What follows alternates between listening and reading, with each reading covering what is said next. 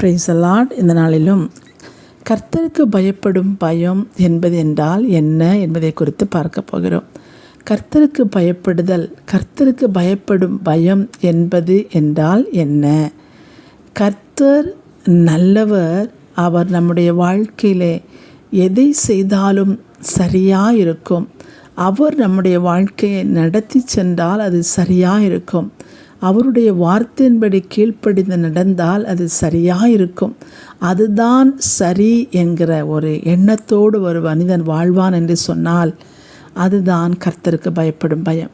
நம்முடைய தகப்பன் நம்முடைய வாழ்க்கையில் எதை செய்கிறாரோ அது சரி என்பதை நாம் நிச்சயமாய் நம்புவோமானால், அவர் நல்லவர் என்பதை நிச்சயமாய் நம்புவோமானால், நமக்கு அவர் தீமை செய்ய மாட்டார் என்பதை நம்ம நிச்சயமாய் நம்பினால் அதுவே கர்த்தருக்கு பயப்படும் பயமாய் நம்முடைய வாழ்க்கையில் அமையும். பாருங்கள், நியாயப்பிரமாணத்திலே 615 கற்பனை கட்டளைகளுக்கு மேலே நியாயப்பிரமாணத்திலே யூத ஜனங்களுக்கு மோசே மூலமாய் தேவன் கொடுத்தார். ஆனால் அந்த நியாயப்பிரமாணங்களை ஜனங்கள் கடைபிடிக்க முடியாது. எந்த ஒரு மனிதனாலும் அப்படிப்பட்ட இத்தனை கற்பனைகளையும் கட்டளைகளையும் கடைபிடிக்க முடியாது என்று சொல்லிதான் தேவனே உலகிற்கு வந்து தன் ஜீவனை கொடுத்து நம்மை மீட்டு கொண்டார். பாருங்க, இப்பொழுது நம்ம நினைக்கிறோம் நம்மளுடைய கிரியையினாலே, நம்மளுடைய வாழ்க்கையினாலே, நாம் செய்கிற சில காரியங்களினாலே நாம் கர்த்தருக்கு பயப்படுகிறோம் என்று சொல்லி நினைக்கிறோம். சில பேர் நம்ம ஜெபம் பண்ணுறனால, உபவாசிப்பதனால, ஆலயத்துக்கு எப்போவும் காலை மாலை இரவு நேரங்களில் ஓடுறதுனால, நம்ம இப்படிப்பட்ட காணிக்கை கொடுப்பதனால, இப்படிப்பட்ட காரியங்களை நம்ம செய்கிறதுனாலே நம்ம கர்த்தருக்கு பயந்தவர்கள் என்று நினைக்கிறோம். அது ஒரு பக்கம் இருந்தாலும் அது தேவன் சொல்கிற கர்த்தருக்கு பயப்படுதல் அல்ல.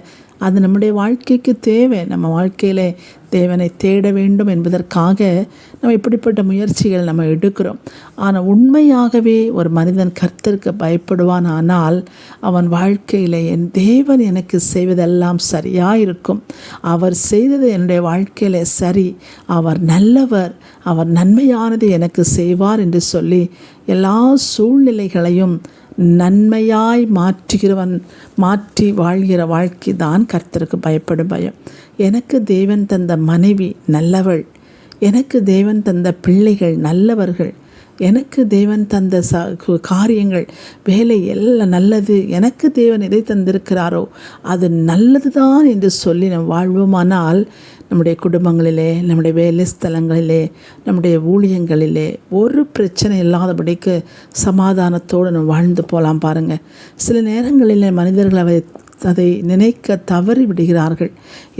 ஒவ்வொரு காரியத்தையும் அது தவறு, இது தவறு, இந்த மனைவி நமக்கு தேவன் தந்ததல்ல, இது நமக்கு சரியானதில்லை, இந்த பிள்ளை நமக்கு பிறந்ததில்லை, இந்த குழந்தை இப்படிப்பட்ட கேரக்டர் இருக்குது, இந்த குடும்பம் இப்படி இருக்குது, இந்த குடும்பம் நாம் தேடினதில்லை, நம்முடைய வாழ்க்கையில் இவர்களெல்லாம் நம்முடைய வாழ்க்கையில் வந்தது சரியல்ல என்று சொல்லி நம்முடைய சுயமான காரியங்களை நம்ம யோசிக்கும் போது கர்த்தர் நல்லவர் என்பதை நம்ம மறந்து போகிறோம். உண்மையாகவே பார்த்தீங்கன்னா நம்மளுடைய குடும்பத்தில் மனைவி, கணவன், பிள்ளைகள் எவ்வளோ பிரச்சனை வந்தாலும் இவர்கள் தேவன் நமக்கு கொடுத்தவர்கள், அவர்கள் நல்லவர்களாக தான் இருக்கிறாங்க, அவங்க நல்லவங்க தான். தேவன் எனக்கு கொடுத்தது நல்லது, தேவன் எனக்கு கொடுத்த வாழ்க்கை நல்ல வாழ்க்கை என்பதை நம்ம விசுவாசித்து அதை அறிக்கை பண்ணும் போதும் பார்த்திங்கன்னா நம்முடைய வாழ்க்கை அப்படியாய் நல்லதாய் நன்மையானதாய் காணப்படும்.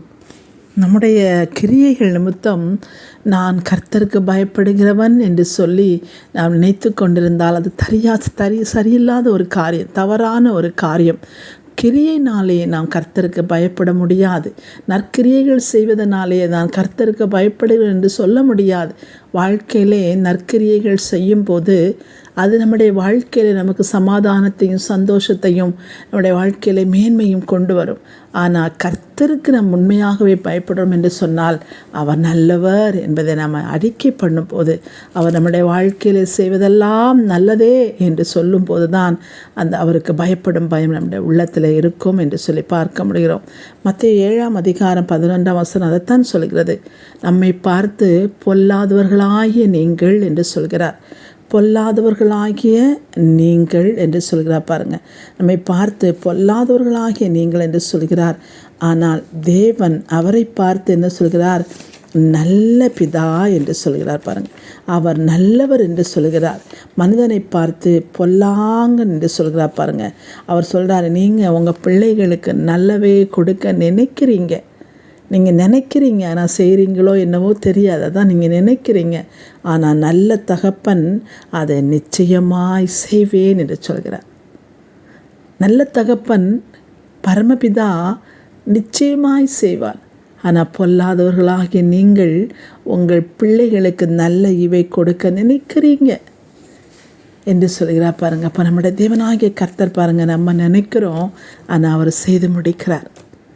நம் தேவன் அத்தனை நல்லவர் என்பதை நம்முடைய வாழ்க்கையில் ருசிக்க வேண்டும்.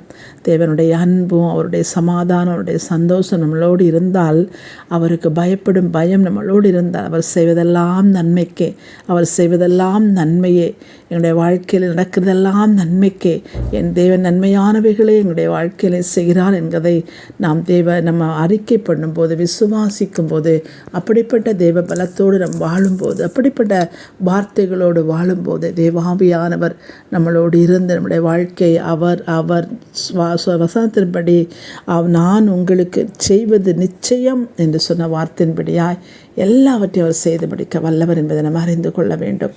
அப்படியாய் கர்த்தருக்கு பயப்படும் பயத்தோடு கூட நாம் வாழுவோம். நம்முடைய குடும்பங்களிலே சமாதானம் சந்தோஷம் பெருகுவதாக. ஆமேன்.